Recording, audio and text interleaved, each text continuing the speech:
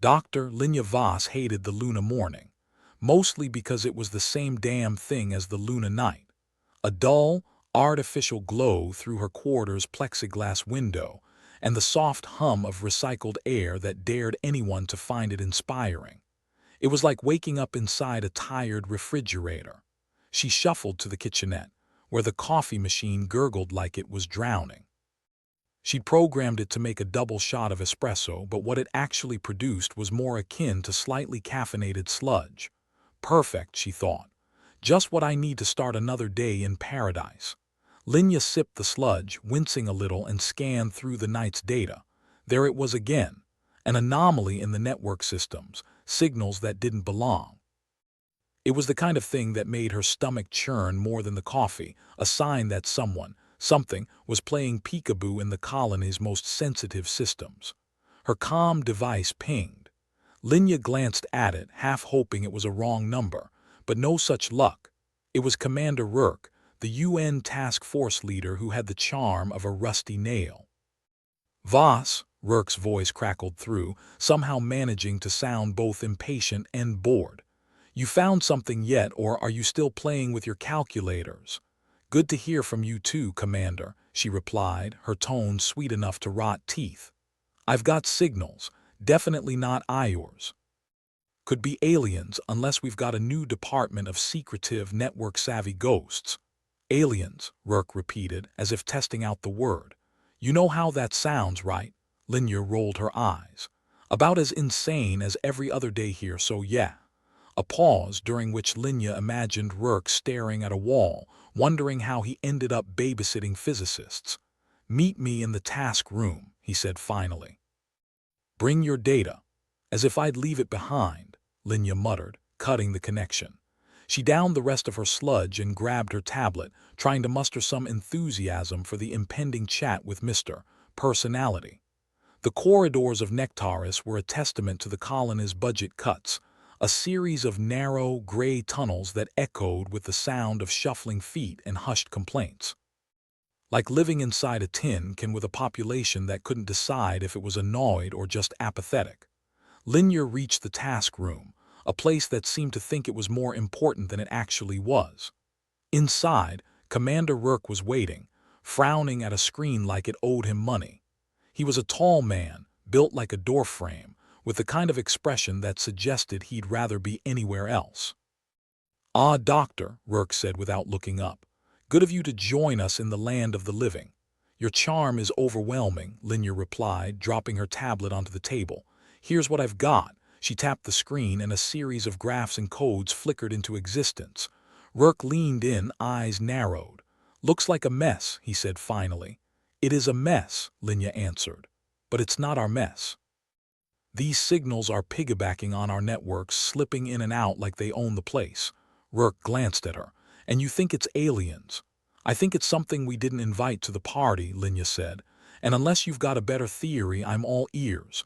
Rourke grunted, a noise that could have meant anything. All right, he said, sitting back. Let's say you're right.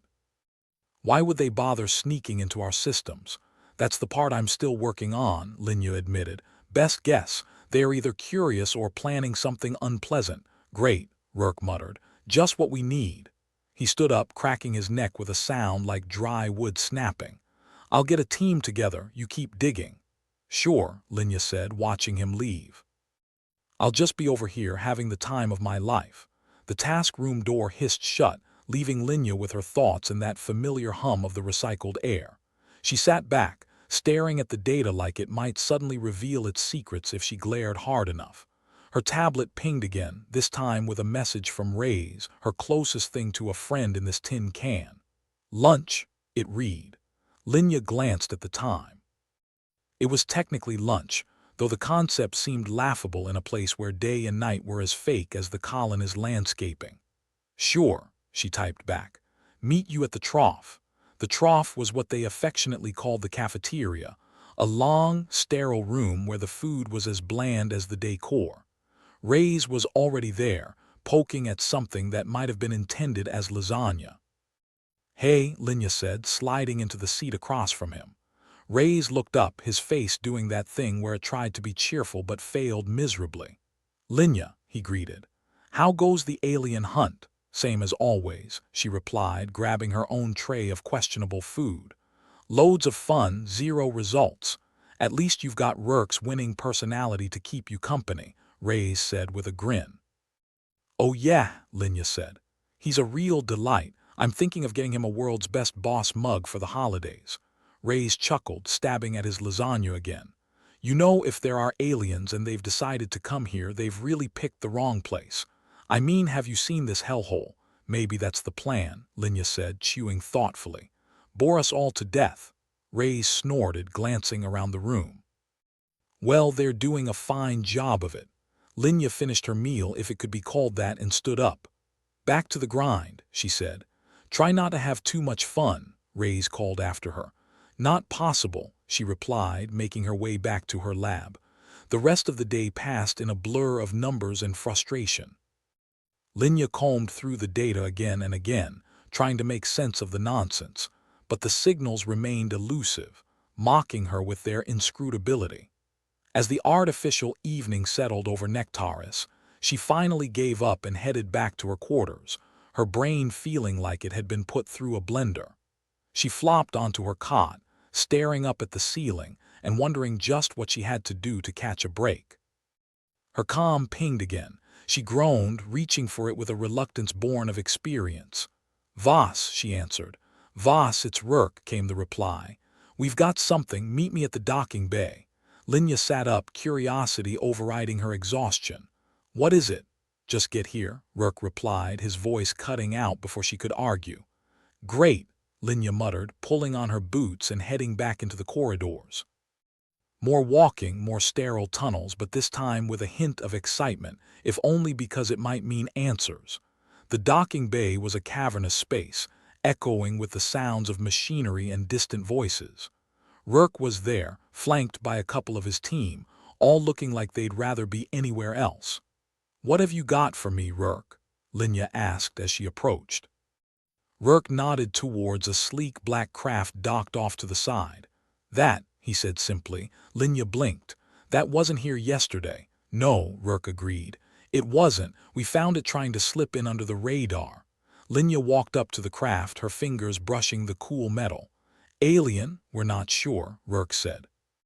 "But it's definitely not one of ours." She peered through the cockpit window, seeing an array of unfamiliar controls. "I guess someone left their keys in," she joked.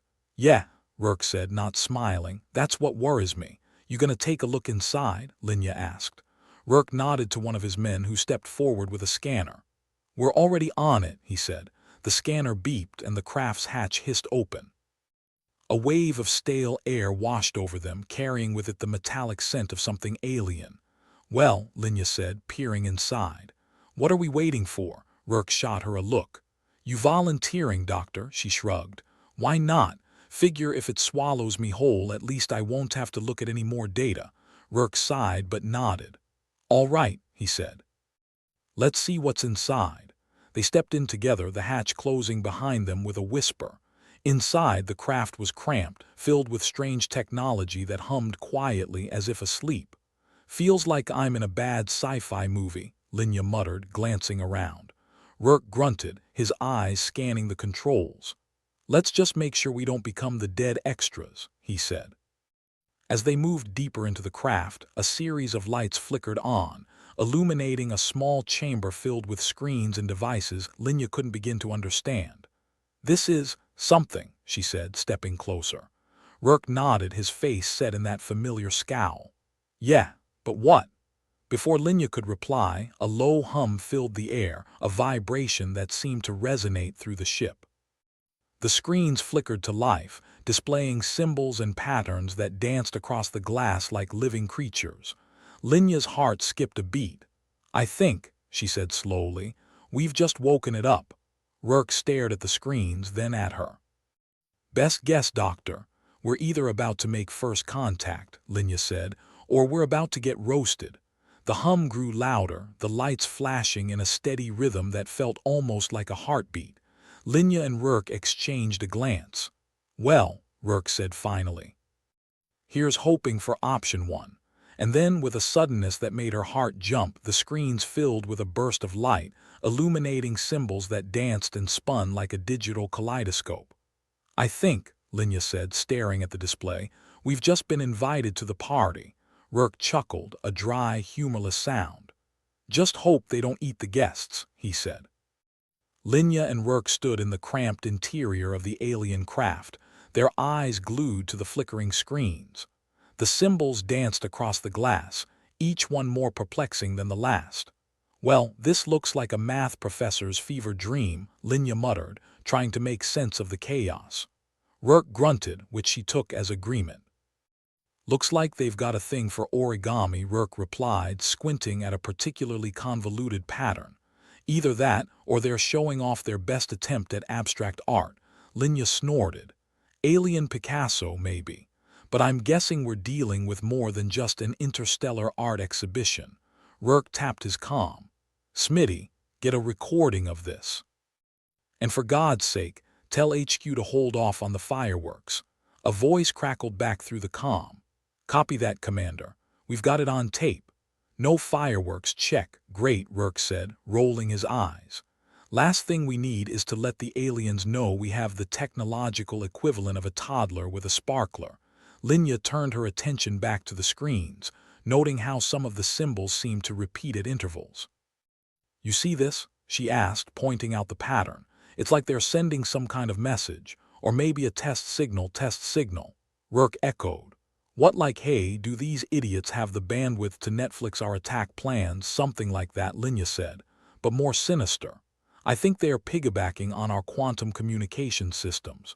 Rourke stared at her, his expression a mix of disbelief and annoyance. "You mean our top-notch, unbreakable, super-secure systems?" "Yeah," Linya said dryly. "Turns out the unbreakable part was mostly for marketing." Rourke rubbed his temples. "Fantastic. So what?" "They're eavesdropping on the UN secrets, possibly," Linya replied. "Or they're trying to do something worse. Like, I don't know, shut down the colony's life support and watch us flounder like fish in zero-G." Rourke's eyes narrowed. "We need to get to the bottom of this fast." "Agreed," Linya answered. "And I think we need to start by finding out just how deep this infiltration goes." They exited the alien craft, the hatch sealing behind them with a hiss that sounded oddly final, like a door closing on a chapter they'd rather not have opened. Outside, the docking bay buzzed with activity. Smitty and his team were already poring over the footage, faces lit by the glow of their screens. "Hey, Smitty," Rourke called. "Anything useful?" Smitty, a lanky man with a perpetually harried look, glanced up. "Useful? Sure, if you're into alien hieroglyphics. Otherwise, it's just a bunch of squiggly lines." Linya leaned over his shoulder, peering at the footage. "Any chance you can translate? If I had a Rosetta Stone for alien scribbles, maybe," Smitty replied. "But right now I'm about as clueless as a goldfish in a blender." "Comforting," Linya said. "But keep at it. If they are talking, we need to know what they're saying." Rourke nodded. "And in the meantime, get someone to double-check our life support systems. I don't want any surprises." Smitty gave him a thumbs up. "On it, boss." "Let's make sure we don't end up as popsicles." As Linya and Rourke moved away, she shot him a glance. "What do you think they are after?" Rourke shrugged. "Could be anything. Intel, resources, a good laugh at our expense. But whatever it is, it's not good news for us." "Yeah," Linya agreed. "Nothing like being the punchline in an intergalactic joke." Their path took them through the bowels of the colony, a warren of maintenance tunnels and service ducts. The air was thick with the smell of machinery and the distant hum of life support systems, an ever-present reminder of their precarious existence on this barren rock. They reached the control center, a cramped room filled with blinking consoles and stressed-looking technicians. If the colony was a ship, this was its bridge steering them through the void. "Status," Rourke barked, striding in like he owned the place. A technician with unruly hair and a name tag that read Mendoza looked up, eyes wide as saucers. "Sir, we've detected some irregularities in the air filtration systems. Like something's been tampering with them." Rourke exchanged a glance with Linya. "Define irregularities, Mendoza." Pressure drops, fluctuations in oxygen levels, Mendoza replied, his voice strained. If we don't fix it, we could be looking at a major breach. Great, Linya muttered. Seems like our alien friends are throwing a wrench in the works. Rourke leaned over the console, studying the readouts. Any idea where the interference is coming from? We're working on it, Mendoza said. But it's like trying to find a needle in a haystack when the haystack's on fire. If you don't mind, I'll grab an extinguisher, Linya said, cracking her knuckles. Let's see if we can pinpoint the source. She dove into the data, her fingers dancing across the console in a blur of motion. Rourke watched, arms crossed, a deepening frown etched into his features. Looks like they're piggybacking on our systems, Linya said finally. Using our own tech against us. It's clever, I'll give them that. Clever, Rourke grunted, but not clever enough. We'll find them. As they worked, the room buzzed with tension, the technicians muttering amongst themselves, their voices a low hum of anxiety. Linya tried to ignore it, focusing on the task at hand. Rourke's comm beeped, and he answered it with the same enthusiasm as someone about to get dental work without anesthetic. Rourke here, Commander, came Ray's voice. We've got something over here at the reactor. You're gonna want to see this. Rourke's expression darkened. On our way, he said, cutting the connection. He looked at Linya. Looks like the party's just getting started. Wonderful, Linya replied, pushing away from the console. Let's hope they've got a decent DJ. They hurried through the corridors, their footsteps echoing in the empty halls. By the time they reached the reactor room, the air was electric with a sense of impending disaster. Ray's met them at the entrance, his face grim. We found these, he said, holding up a small, metallic device. Planted near the reactor core. Looked like some kind of transmitter or disruptor. Linya took the device, turning it over in her hands. Definitely not standard issue, she said. Looks like our aliens have been busy beavers. Rourke examined the device with a frown. Can we disable it? Ray's nodded. Already working on it, but there could be more. Of course there could be, Linya said, rolling her eyes. Nothing's ever easy, is it? Rourke's comm beeped again, and this time it was Smitty. Commander, we've got a lead on the source of the interference. It's coming from one of the lower levels. Looks like a hidden compartment. Rourke echoed. Who the hell's been renovating without telling me? Your guess is as good as mine, Smitty replied. But it's a damn good hiding spot. Linya handed the device back to Ray's. Keep looking for these. If they've got more, we need to find them before they do any more damage. Will do, Ray's said, heading off with his team. Rourke turned to Linya. Let's check out this hidden compartment. Maybe we can finally get some answers. Nothing like a good mystery to keep things interesting, Linya said as they made their way to the lower levels. The hidden compartment was tucked away behind a false wall, the entrance barely noticeable unless you knew what to look for. They pried it open, revealing a narrow tunnel that descended into darkness. Cozy, Linya said, peering inside. If I didn't know better, I'd say someone's planning a surprise party down here. Rourke rolled his eyes. Let's hope it's not a surprise that involves explosives. They descended into the tunnel, the air growing cooler and more oppressive the deeper they went. The walls closed in around them, the dim light casting elongated shadows that danced like ghosts. At the end of the tunnel, they found a small chamber filled with equipment, monitors, wiring, and strange devices that hummed with an unearthly energy. Looks like someone's been busy, Linya said, eyeing the setup. And not in a good way. Rourke surveyed the room, his eyes narrowing. This is it.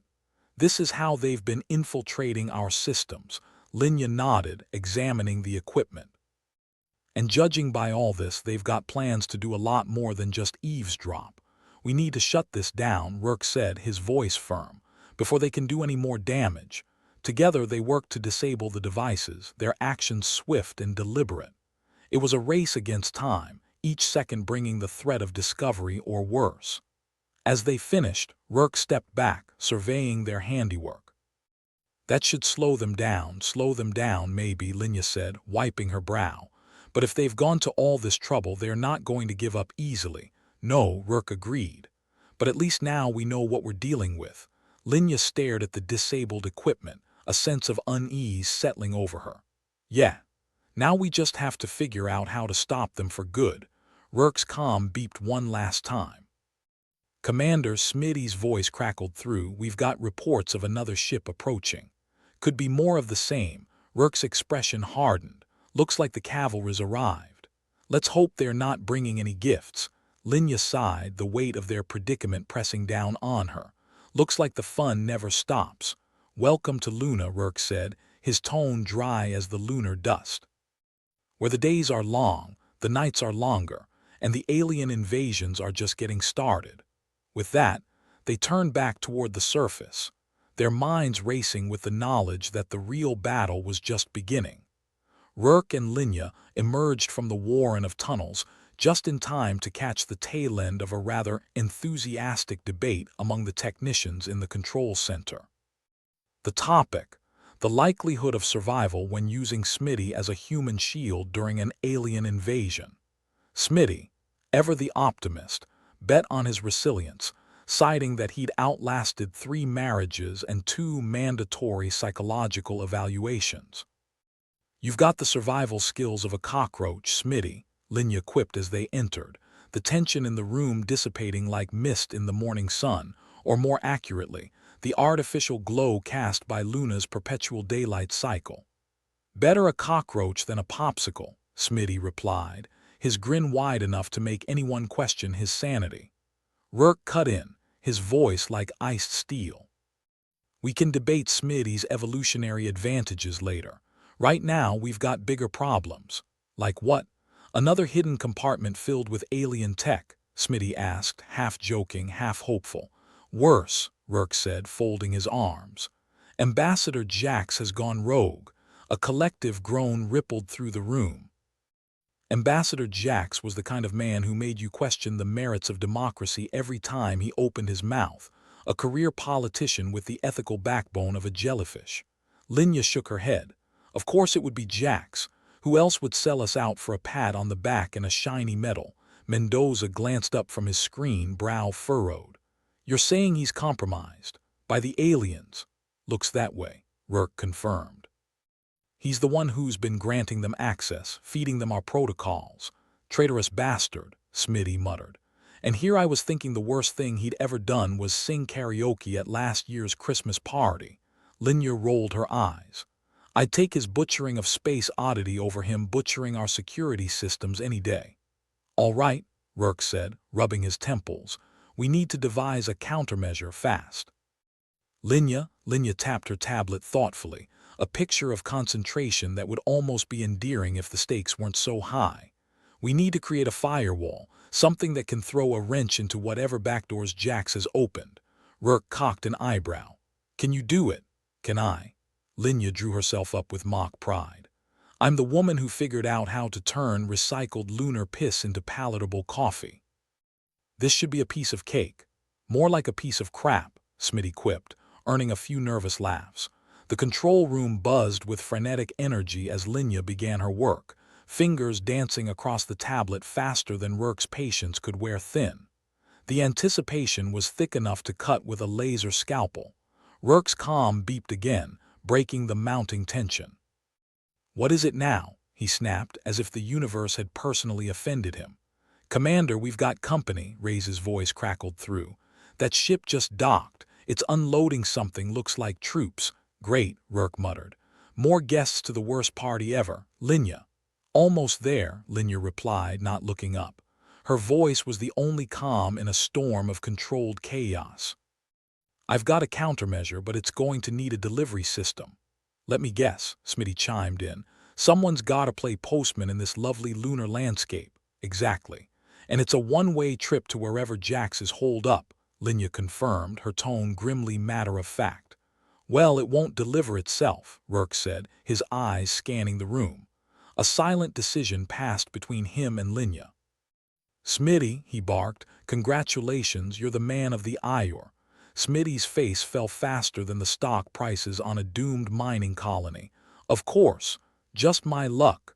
Linya handed him the device, her expression softening. It'll work, Smitty. Just get it close enough to their systems, and it'll scramble their communications long enough for us to regain control. Easy for you to say. Smitty grumbled, taking the device with all the enthusiasm of a volunteer at a firing squad. Think of it this way. You might finally get an award for bravery, Linya teased. Posthumously, of course. And I thought deadbeat husbands had it bad, Smitty muttered, heading for the door with the grim determination of a man resigned to his fate. Rourke watched him go, then turned back to the technicians.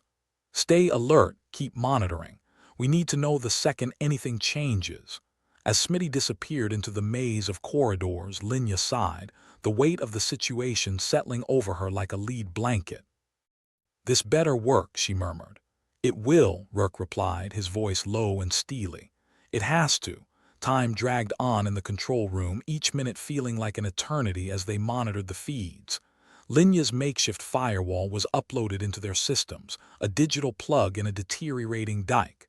Then a blip on the radar. An alert flashed across Mendoza's screen. Commander, we've got movement in Sector 4. Looks like they're trying to bypass our systems. Rourke's jaw clenched.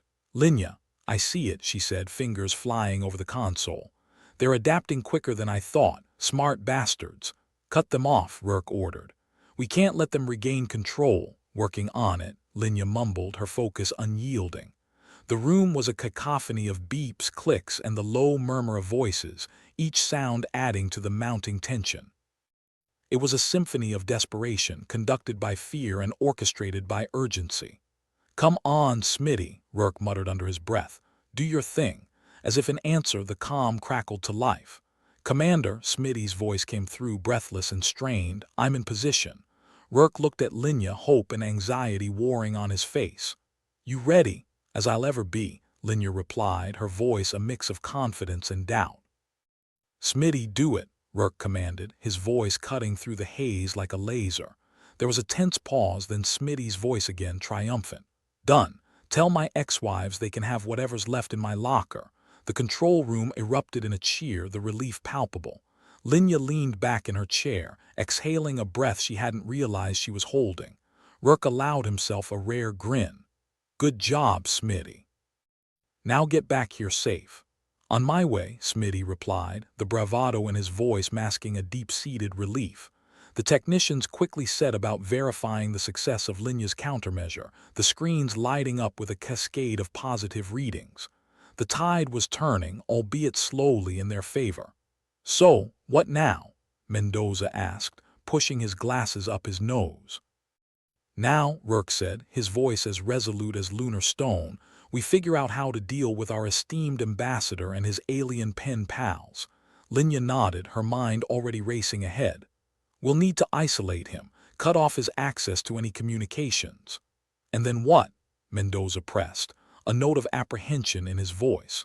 Rourke's eyes darkened with determination. Then we make sure he understands the consequences of treason. Luna's small, but there's room enough for one less. Harsh, Linya commented, though she didn't disagree. Harsh is selling out your own species to aliens, Rourke countered. I'm just the cleanup crew. As the room buzzed with renewed purpose, Linya caught Rourke's eye. We'll make it through this, she said, a promise in her voice. Yeah, Rourke replied, turning his gaze to the screens where the signs of success flickered brightly. One way or another. As they regrouped, the sense of camaraderie was palpable, a fragile bond forged in the fires of adversity. It wasn't over yet, but they had a fighting chance, and sometimes that was all you needed. Outside, the artificial day wore on, indifferent to the struggles within.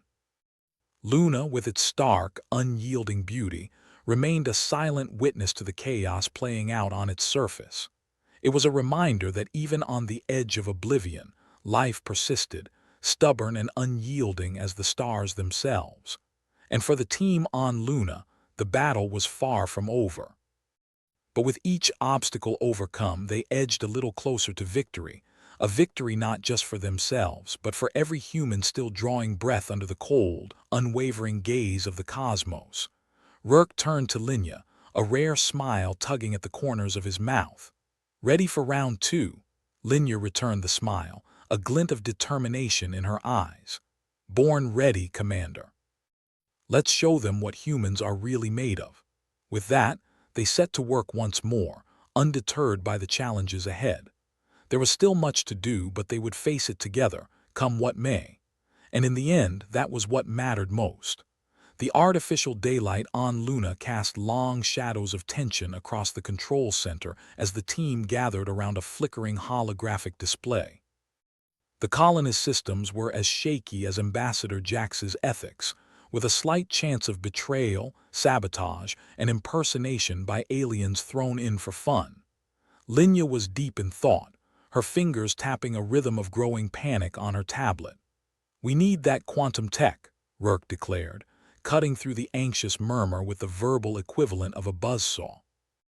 "If Jax has been feeding them our protocols, we need to know which ones and undo the damage." Mendoza, ever the pessimist, pushed his glasses up and sighed. "And where do you suggest we find this magic bullet, Commander?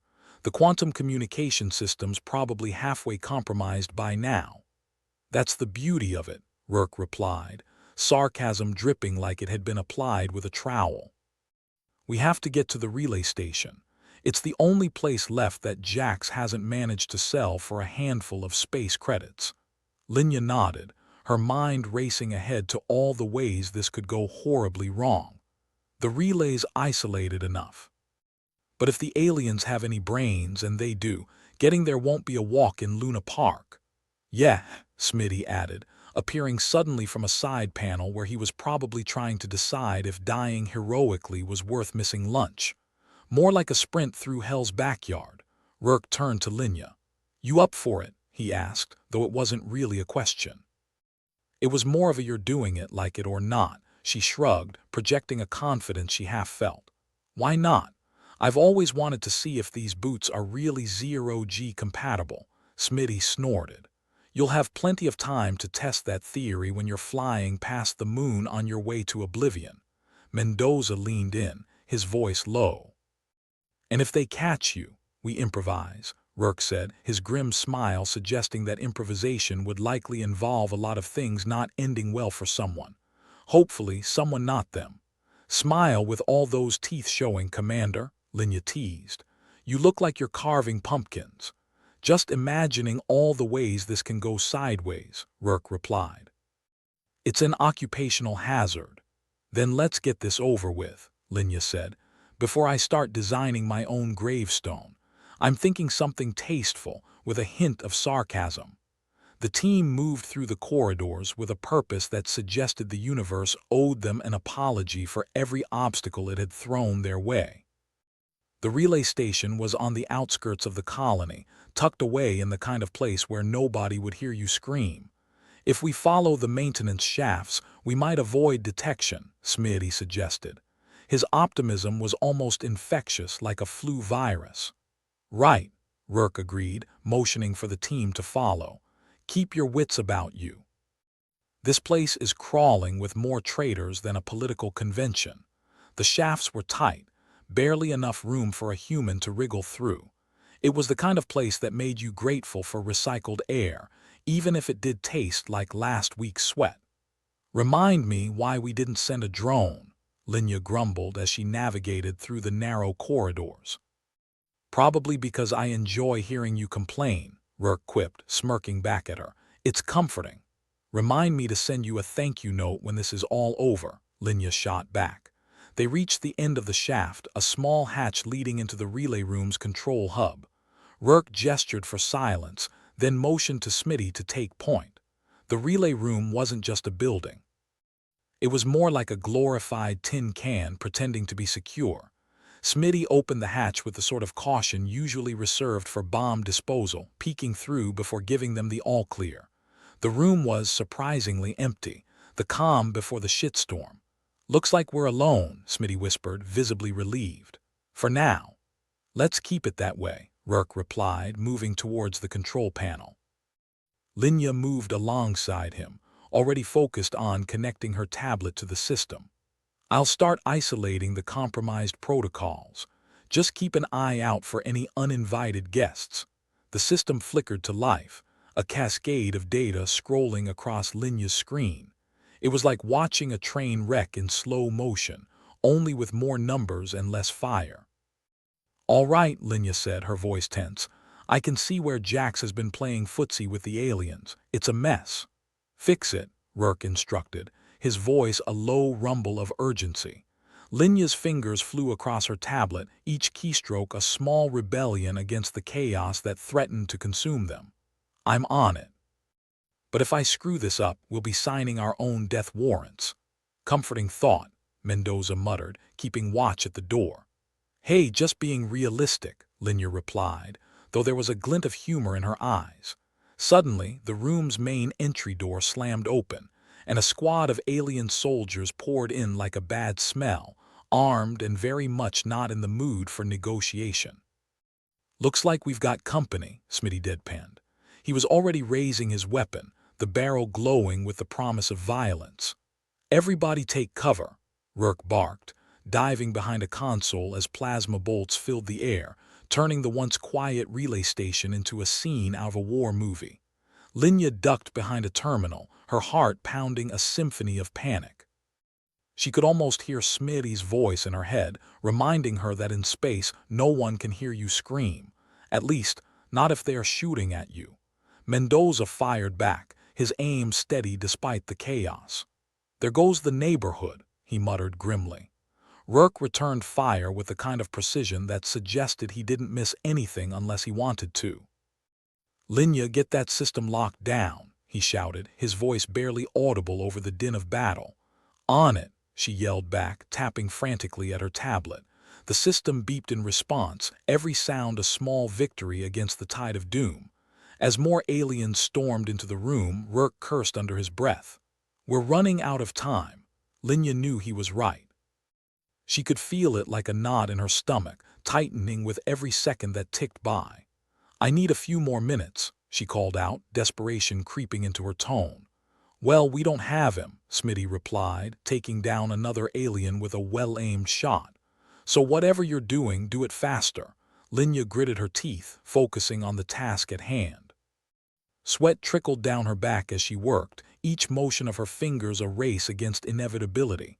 Got it, she finally shouted, triumph and relief mingling in her voice. I've isolated the protocol. We should be secure for now. Rourke nodded, a fierce satisfaction in his eyes. Good. Now let's get the hell out of here before they bring reinforcements. The team moved as one, slipping through the chaos and out into the relative safety of the maintenance shafts. Each step away from the relay station felt like a small victory, a respite from the madness that sought to consume them. Never a dull moment, Smitty remarked as they moved, his voice breathless but laced with a dark humor that was hard to ignore. Who needs dull when you've got a potential interstellar incident on your hands? Linya replied, the tension finally ebbing away. Next time, remind me to bring a bigger gun, Mendoza grumbled, casting a wary glance back at the relay station. As they emerged back into the colony, the artificial daylight felt almost blinding compared to the dim confines of the relay station. It was a stark reminder that while they had won this battle, the war was far from over. Rourke paused, looking at each member of his team in turn. We've bought ourselves some time, but we're not done yet. Jax is still out there, and those aliens aren't just going to give up. Linya nodded, the weight of the situation pressing down on her once more. Then let's find him and end this. Right, Rourke agreed, his voice filled with determination and grim resolve. No more games. They moved out as one, a unit forged in the fires of adversity and bound by a shared purpose. Each step they took was a step closer to reclaiming control, to securing the colony's future against the threat of alien incursion. Hey, Rourke, Smitty called out, a rare grin on his face despite the circumstances. Think we'll get medals for this? Rourke chuckled, a dry humor in his voice. If we survive, maybe. Hell, I'll even throw in a commendation for running away really fast. Linya laughed, the sound bright against the backdrop of uncertainty. Just make sure it comes with a paycheck. I hear surviving an alien invasion doesn't pay the bills. And here I thought you did it for the glory, Mendoza quipped, a hint of a smile tugging at his lips. Glory's for fools, Rourke replied, his tone as unyielding as ever. We're just trying to make it through another day. With that, they continued onward, ready to face whatever lay ahead. The path was uncertain, the future fraught with danger, but they would tackle it, as always together. And as they vanished into the twisting corridors of Luna, the artificial sun casting shadows behind them, it seemed somehow fitting. They weren't just fighting for survival. They were fighting for a future where humans were more than just another footnote in a cosmic joke. The colony had officially plunged headfirst into the kind of chaos that made a Black Friday sale look like a yoga retreat. Linya and Rourke found themselves in the midst of it, a swirl of panic and desperation wrapping around them like a cheap suit. The command center buzzed with the frantic energy of technicians and soldiers alike, all scrambling like ants in a frying pan. "Feels like we're the Turks and someone just declared Thanksgiving," Linya muttered, watching the holographic display as it flickered with warnings and system failures. Rourke, never one to miss an opportunity for sarcasm, shrugged. "Welcome to the feast. Hope you brought your appetite for disaster." It was the kind of situation that would make even the most optimistic soul reconsider their life choices. Unfortunately, the colony was running low on optimists. They'd either been shot, scared into silence, or worse, elected to leadership positions. As the alien craft circled like vultures waiting for a particularly tasty carcass to stop twitching, Linya tapped furiously on her tablet, trying to keep the failing systems from collapsing like a house of cards in a hurricane. "We're losing control of the life support systems," she said, her voice clipped with tension. "If this keeps up, we'll be breathing vacuum sooner than I'd like." "Which, let's be honest, is never," Rourke replied, scanning the room with the kind of hawk-eyed vigilance that came from years of expecting the worst and seldom being disappointed. "Any brilliant ideas on how to keep us from suffocating?"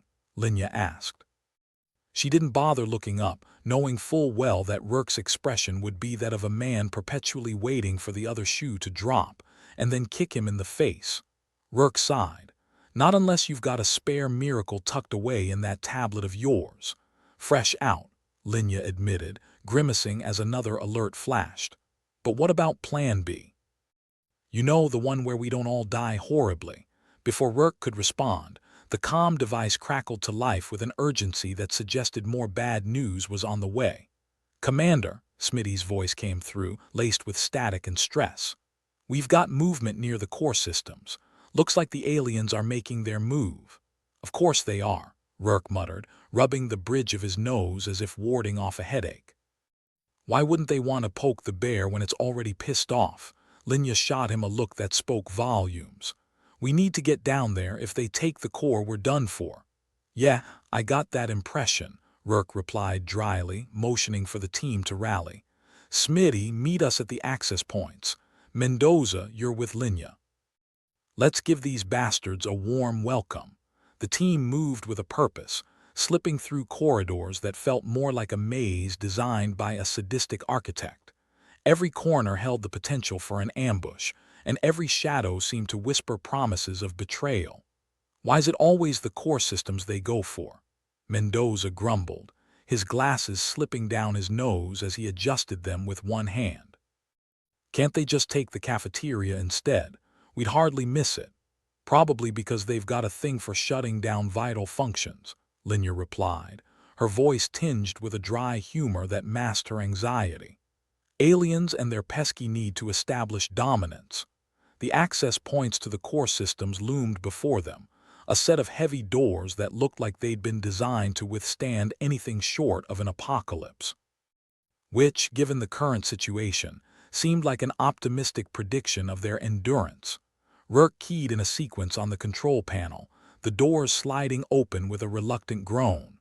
"All right, people, let's make sure they regret this as much as we do." Inside, the core systems room was a chaotic tangle of wires, consoles, and flashing lights, all of it humming with the energy of a ship struggling to stay afloat.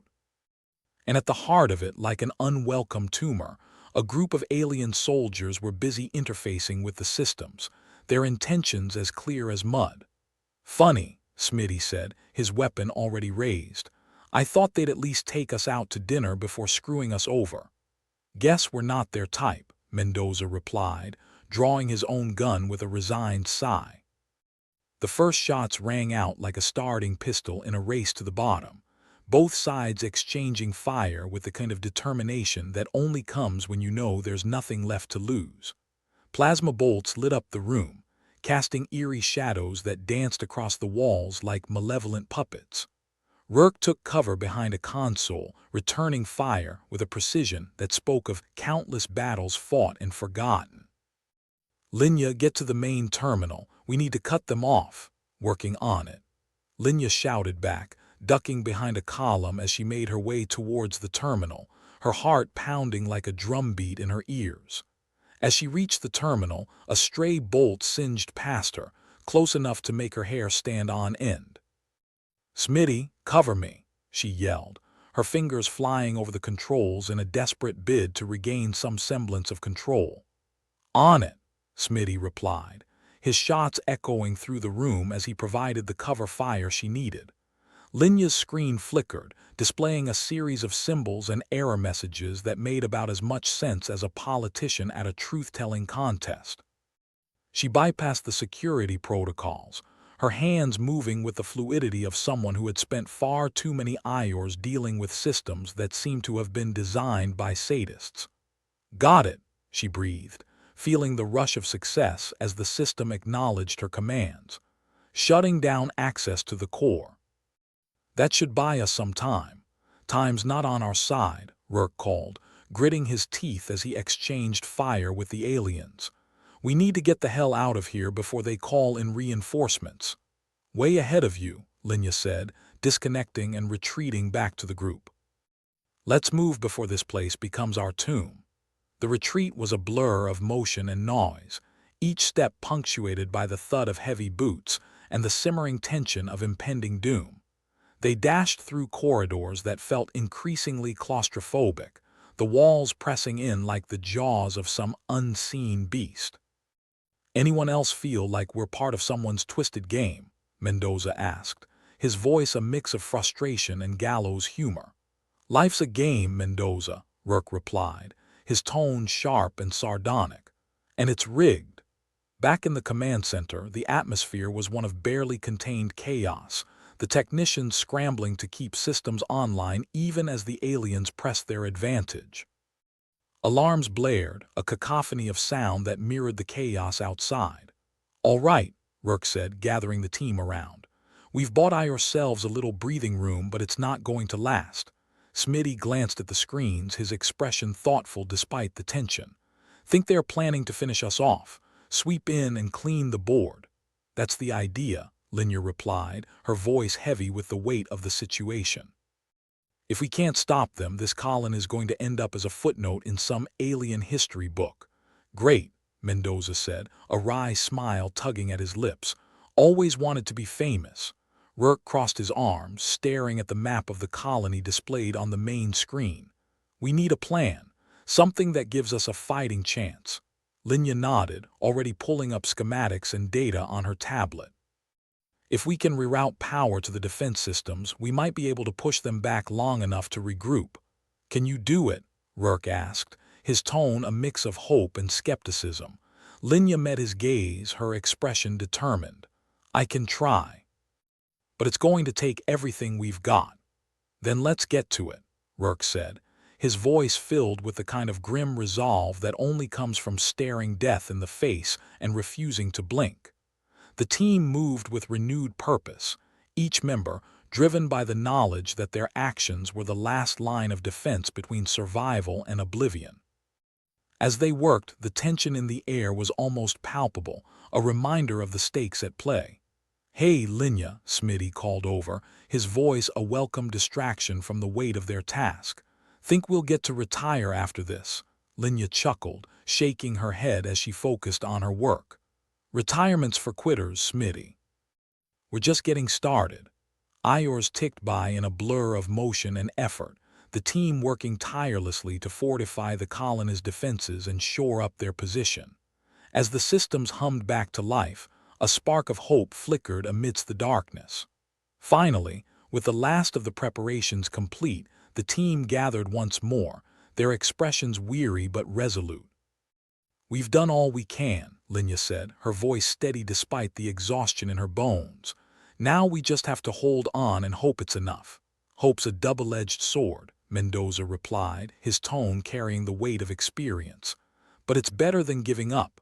Rourke nodded, surveying his team with a mixture of pride and determination. "Whatever happens, we go down fighting."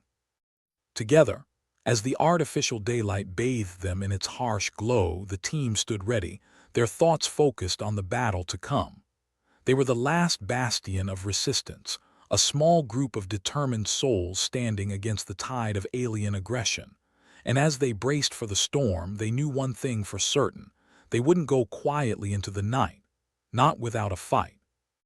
The artificial glow of Luna's control center felt like a death row spotlight, illuminating their desperation in a way that was equal parts soul-crushing and energizing. Linya Voss scanned the room, her mind racing faster than a caffeine-powered squirt in a maze. The colony was a whisper away from becoming a statistic, and it was her job to keep them off the memorial plaque. "All right, folks," she began, addressing the ragtag survivors who looked like they'd seen the script of their own doom and weren't particularly impressed. "We need to outsmart these alien bastards, and since diplomacy's not our strong suit, I suggest we hit them where it hurts." Commander Rourke, who wore cynicism like a favorite jacket, leaned against a console. "You got a miracle in your back pocket then, Doc?" "Because I'm fresh out of divine interventions." Linya smirked, a blend of confidence and sheer terror. "Not a miracle, just a stupidly risky plan." She pulled up a holographic display, her fingers dancing across it with the kind of speed that suggested she was either a genius or deeply insane. "See this?" Linya pointed at a cluster of quantum systems on the map. "The aliens are using quantum tech to piggyback our systems. We disrupt that, we disrupt them." Rourke raised an eyebrow. "And how exactly do we pull the plug on their quantum funhouse?"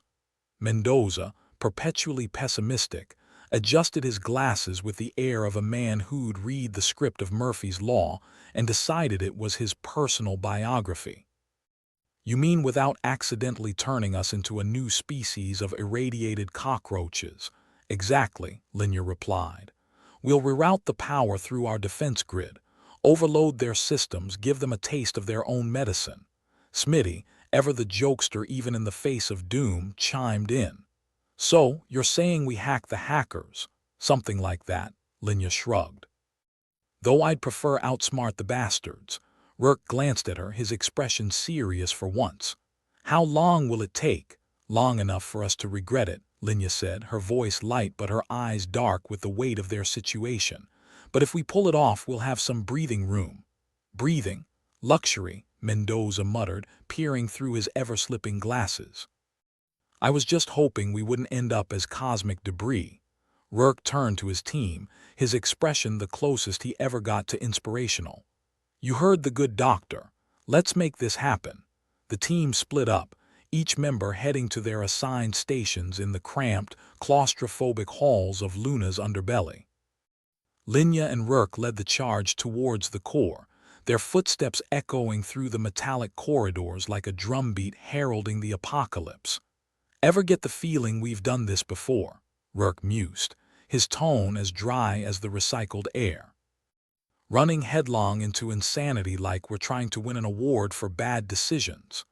"Every damn day," Linya replied, punching in a code to open yet another set of intimidating doors. "But in this line of work, if you're not running towards danger, you're not doing your job right." The heart of the colonist systems room was a symphony of chaos, lights flashing like a rave for the damned, cables snaking across the floor threatening to trip them into oblivion. And there, in the midst of it, the quantum systems pulsed with a malevolence that seemed almost sentient.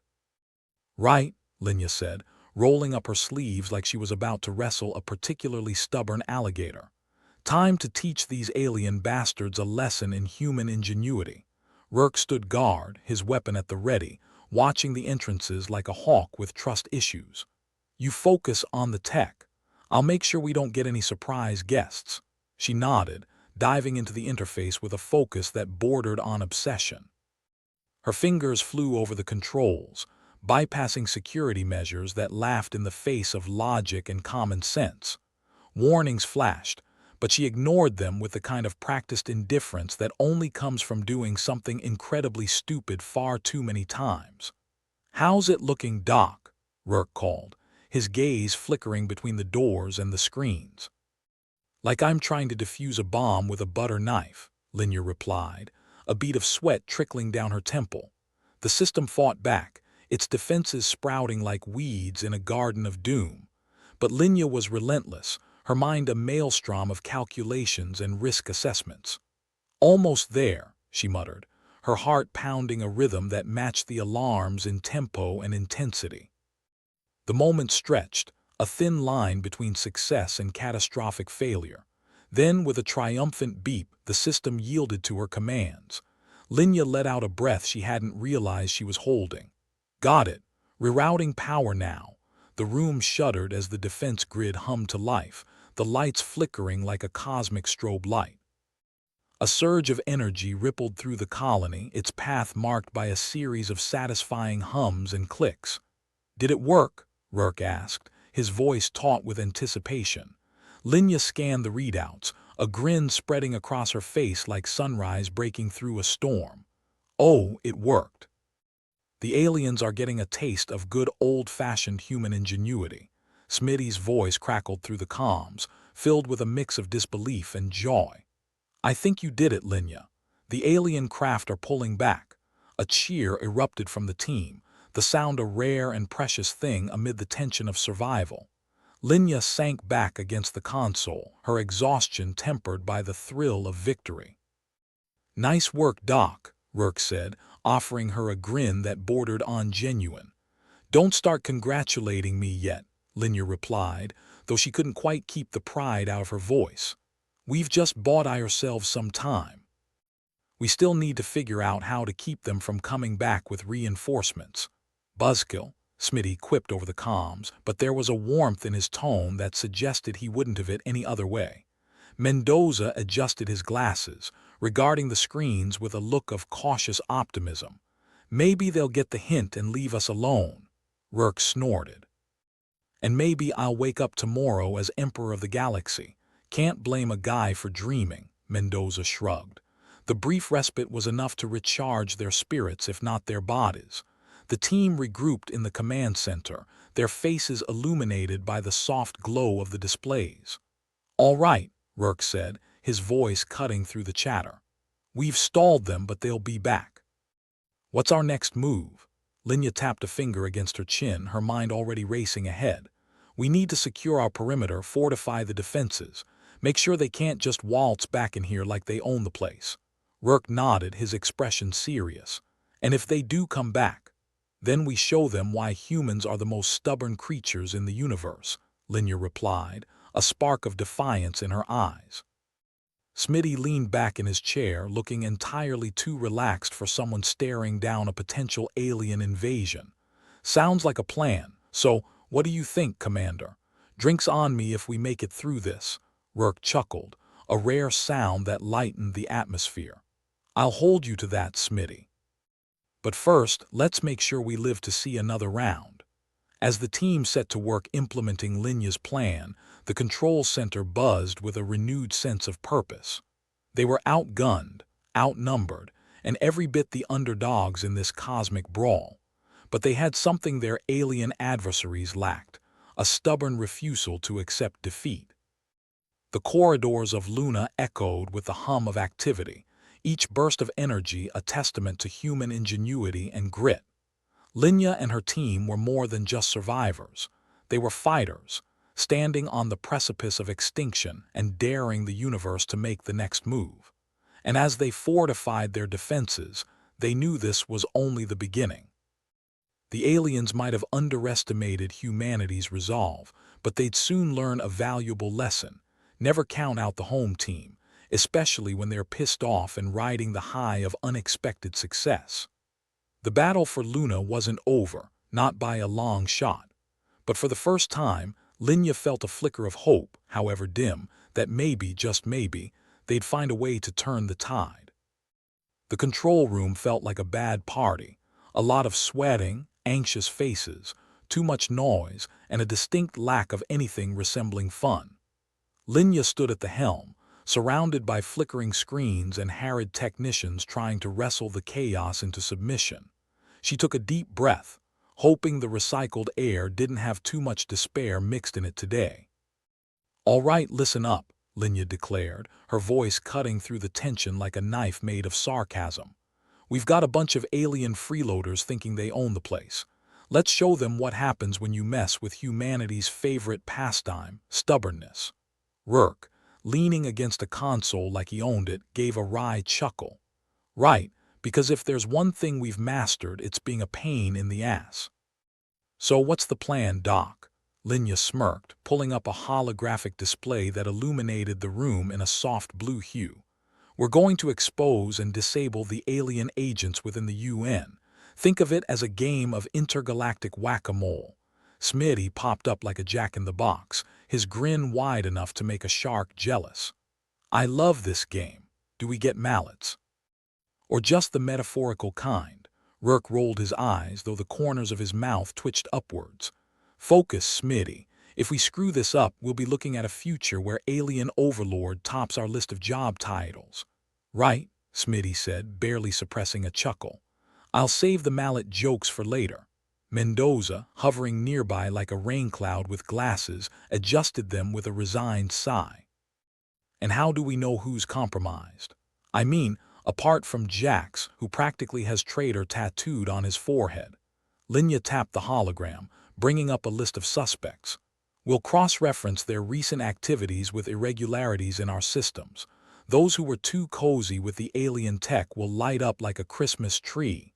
Rourke nodded, his expression shifting to one of grim determination. "All right, let's start hunting these moles. Smitty, you're on comms. Mendoza, think you can spare some optimism for our systems?" Mendoza snorted, a sound that suggested optimism was as foreign to him as an alien language. "I'll see if I can dig some up from the archives." The command center became a flurry of activity, everyone diving into their tasks with the desperation of a gambler placing a last bet. Linya zeroed in on the data, her fingers flying over the tablet like a virtuoso on a caffeine binge. "Anything?" Rourke asked, his eyes still scanning the doors for potential threats. "Give me a sec," Linya muttered, her brow furrowed in concentration. "Aha, there it is. Ambassador Jax and his merry band of turncoats. They're sending encrypted messages, sloppy ones at that." "Sloppy's good," Rourke said. "Sloppy means we might just pull this off." With a few deft taps, Linya initiated a counter-signal that would scramble the alien communication lines. It was a bit like trying to fix a leaking dam with duct tape, but sometimes crude solutions were the best ones. "Scrambling their comms now," she announced, a hint of triumph in her voice. "Let's see how they like playing charades without a cheat sheet." Smitty, listening in on his headset, gave a thumbs up. "Nice. They're trying to reconnect, but it's like they're using a soup can and string." "Keep them guessing," Rourke instructed. "Linya, is there any way to disable their access to our systems completely?" "Working on it," she replied, her fingers a blur. But this patchwork quilt of a system isn't exactly cooperating. As if on cue, a panel nearby sparked ominously, sending a shower of sparks across the room. Mendoza ducked, casting a sidelong glance at Linya. "You sure you're not doing more harm than good?" "Positive," Linya said, a bit of cheekiness sneaking into her tone. "Call it creative destruction." Rourke shot Mendoza a look. "Trust her. If she says we're not doomed, then we're only slightly less doomed than usual." The team continued their work, each moment bringing them closer to the confrontation they all knew was inevitable. Linya, ever the multitasker, kept an eye on the aliens' movements, noting with satisfaction that their ships were indeed pulling back, albeit reluctantly. But the question hung in the air like an unwelcome guest. Could they keep these alien agents out, or were they just delaying the inevitable? "Any chance they'll just up and leave?" Rourke asked, casting a hopeful glance at Linya. "If they had any sense, sure," Linya replied, "but something tells me they're sticking around to see how this play ends." Great, Mendoza muttered, because what we need is more drama in our lives. Quit whining and get back to work, Rourke ordered. Smitty, how's our backdoor into their systems looking? Smitty tapped his screen with exaggerated care. Ready when you are, boss. We've got access to their diagnostics, and oh look, they're not as infallible as they think. Perfect, Rourke said, his grin predatory. Let's give them a taste of their own medicine. Linya, fire up their diagnostics and make it look like they've got gremlins in the works. With pleasure, Linya said, setting to work with relish. As they watched the alien systems light up with false alerts, Linya couldn't help but feel a sense of satisfaction. It was like watching an arrogant bully get tripped by his own shoelaces. Think they'll realize it's us? Smitty asked. Eventually, Rourke said, but by then we'll have kicked them out for good. The command center was a picture of tense anticipation, the air thrumming with the electric charge of impending conflict. Every screen, every piece of equipment was part of a grand chessboard, and Linya was determined to checkmate their uninvited guests. Then, a beeping sound cut through the room, drawing all eyes to Mendoza's station. His face was a mask of disbelief. Guys, we've got a problem. Define problem, Rourke said, his voice edged with annoyance. Jax just sent an emergency signal to the alien ships, Mendoza reported, his tone grim. Looks like he's calling for reinforcements. Linya cursed under her breath. Damn it, I knew he was slippery. Can we block it? Trying, Mendoza replied, his fingers dancing over his keyboard. But he's using an encrypted frequency we haven't cracked yet. Well, isn't that just peachy, Smitty said with a forced grin. Guess we've got some uninvited guests coming to the party. Everyone stay sharp, Rourke ordered. We knew this was a possibility. Linya, can you give us any more time? I can try, she said, her voice tight with frustration. But if those ships get here before we're ready, it's going to be ugly. Ugly's our forte, Rourke replied, his tone dry. Mendoza, keep working on that signal. Smitty, get the defense systems prepped. The team sprang into action, each member driven by the shared determination to protect their home, no matter the cost. Linya's mind raced, searching for any advantage they could exploit. Then it hit her, a crazy idea that might just be mad enough to work. Rourke, what if we use their signal against them, send out a distress call of our own? Rourke raised an eyebrow, intrigued. You mean make it look like they're in trouble? Exactly, Linya said, her eyes alight with mischief. If we can mimic their signal, we might be able to draw them away or at least confuse them long enough to regroup.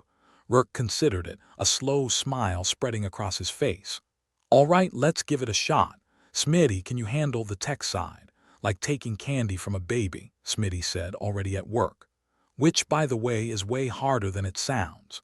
Mendoza, despite himself, seemed a little hopeful. And if they fall for it, then we'll have bought ourselves some time, Rourke said, his tone confident. And if not, well, we'll just have to improvise.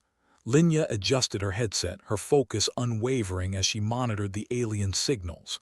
Come on, take the bait. You know you want to. The tension in the room was palpable, every second dragging on like an eternity.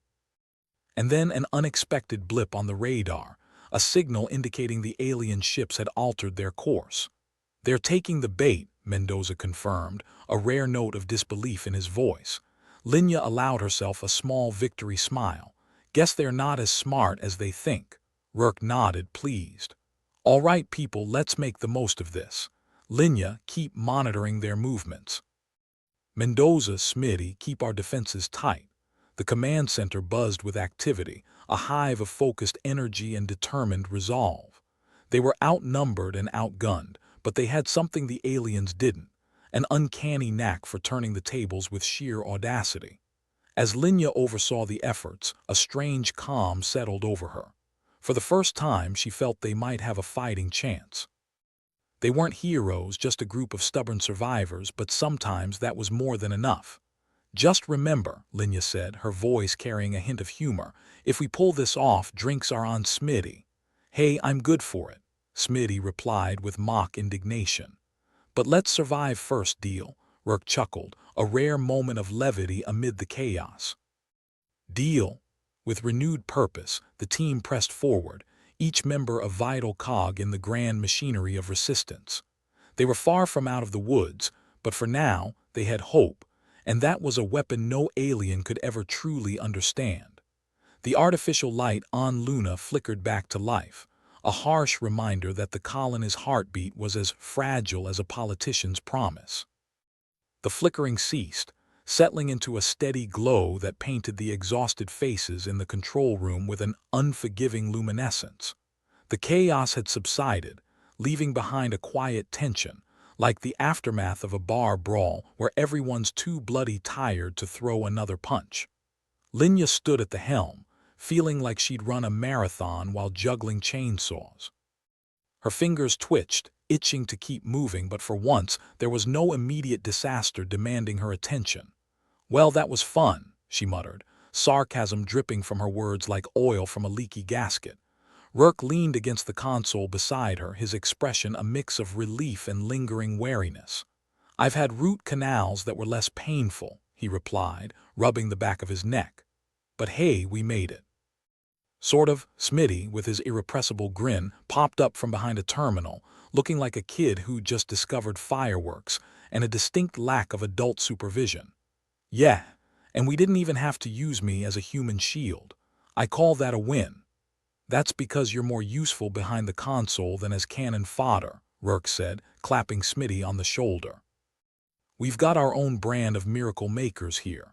Mendoza, ever the pessimist, adjusted his glasses, which somehow managed to stay intact through the chaos. "Miracles, right. More like a bunch of blind luck and duct tape." Linya chuckled, despite the knot of anxiety that was her constant companion. "I'll take blind luck any day." Besides, duct tapes held this colony together longer than diplomacy ever has. The small talk was interrupted by the arrival of Ambassador Jax, looking uncharacteristically disheveled. His usual slick demeanor was replaced by an air of someone who'd been caught with his hand in the cookie jar. And by cookie jar, she meant treasonous conspiracy. "Ah, the prodigal trader returns," Linya greeted him with a smile that didn't reach her eyes. "What brings you to our humble corner of espionage, Jax? Looking for new ways to screw us over?" Jax tried to feign nonchalance, but his twitching eye gave him away. "I came to assess the situation, to ensure we're all on the same page moving forward." "Funny," Rourke said, his tone as sharp as a knife. "I thought you were more of a fight for the other team kind of guy." "Times change," Jax replied, attempting a smile that came off more as a grimace. "And so do allegiances." "Yeah, like socks," Mendoza snorted. "Except I trust socks not to stab me in the back." Linya folded her arms, staring down Jax with the kind of intensity that made lesser men squirm. "Until we can verify you're not playing both sides, you stay where we can see you." Jax nodded, his facade slipping into something more genuine. "Understandable. I'm with you for what it's worth." "Not much," Smitty quipped under his breath, earning a chuckle from the rest of the team. With a reluctant nod, Linya turned back to the displays, eyes scanning the now stable systems. "All right, enough chit-chat. We need to assess the damage, see what's left of our defenses, and figure out how to stop this from happening again." Rourke straightened, adopting the air of someone who's been knocked down but refuses to stay there. "We'll need to check every system, every nook and cranny they might have touched." Mendoza grimaced, predicting a mountain of paperwork and system diagnostics. "Guess we're going under the hood, then." "Hope you all like grease and frustration." "Grease I can handle," Smitty said, tapping away at his terminal. "Frustration's just a regular Tuesday." The team dispersed, each member diving into their tasks with renewed focus.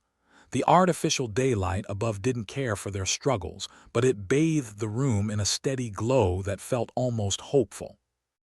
Linya, after ensuring the systems were stable, took a moment to lean back in her chair, allowing herself a brief respite. She glanced at Rourke, who was reviewing the security logs with the kind of focus usually reserved for bomb defusal. "So, what do you think?" she asked, her voice softer now that the adrenaline rush had worn off. "Did we buy ourselves enough time?" Rourke shrugged, a tired smile tugging at his lips. "Time's always on lease, Linya, but I think we've got a chance." If we play it smart, and by smart you mean recklessly brave, she teased, knowing full well that was the only way they knew how to operate. Is there any other way? Rourke replied, his eyes crinkling at the corners. As the staff worked, signs of life began to return to the colony. The hum of machinery reawakened, and the air systems churned with renewed vigor, reminding everyone of the precarious line they walked between survival and catastrophe. Mendoza approached Linya with a status report, looking slightly more optimistic than usual. We're stable, for now, but we've got some holes in the firewall. Alien-grade tech isn't exactly plug-and-play. Can't say I'm surprised, Linya sighed. We'll need to upgrade our systems, make them alien-proof, or at least alien-resistant, Smitty piped up, adjusting his headset. And maybe install some kind of alien intrusion alarm, like a car alarm but for spaceships. We could even make it screech the Macarena. Rourke chuckled, clapping Smitty on the back. If nothing else, that'll annoy them to death. Jax, who was quietly observing, cleared his throat. The UN will want a full report, and they'll likely implement new safeguards globally. They can't ignore this. Good, Linya said, her voice hardening. We'll make sure they know every detail. Humanity's not going to be a pushover for anyone. And what about you, Jax? Rourke asked, his gaze piercing. Which side are you really on? Jax hesitated, his usual confidence shaken. The winning one, I'd hope. Better make sure that's yours then, Rourke replied with a wry grin. The day wore on, each ire dragging the colony back towards some semblance of normalcy. Linya found herself in front of the massive plexiglass window of her quarters, staring out at the artificial glow that mimicked Earth's skies. It was a poor imitation, but it was home. Rourke joined her, handing over a cup of what passed for coffee on Luna. Thought you could use this. She accepted it with a grateful nod, taking a sip of the lukewarm liquid. You'd think after saving the world they'd at least give us decent coffee. Rourke chuckled. Maybe next time we negotiate with the aliens, we can demand a shipment of gourmet beans. Linya turned serious, her eyes reflecting the distant stars beyond Luna's surface. Do you think they'll come back? Probably, Rourke said, leaning against the railing. But we'll be ready. We've got our stubbornness after all. Humanity's favorite pastime, Linya mused, a smile tugging at her lips despite the lingering tension. As they stood in silence, the weight of their shared experience hung between them, a reminder of what they'd faced and what they'd overcome. It was far from a happy ending, but it was an ending, and sometimes that was enough. Linya sighed, turning away from the window. All right, let's get back to work. We've got a lot to do and not enough time to do it. Rourke nodded, his expression one of determination. We always do. They left the room, stepping back into the lively chaos of the command center.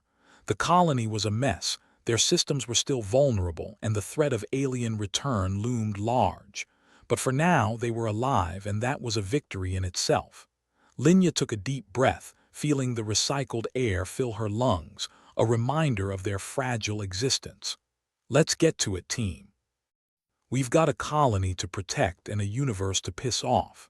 And as they returned to their stations, a sense of camaraderie and grim determination settled over the team. It wasn't perfect, but it was theirs. And sometimes, against all odds, that was more than enough.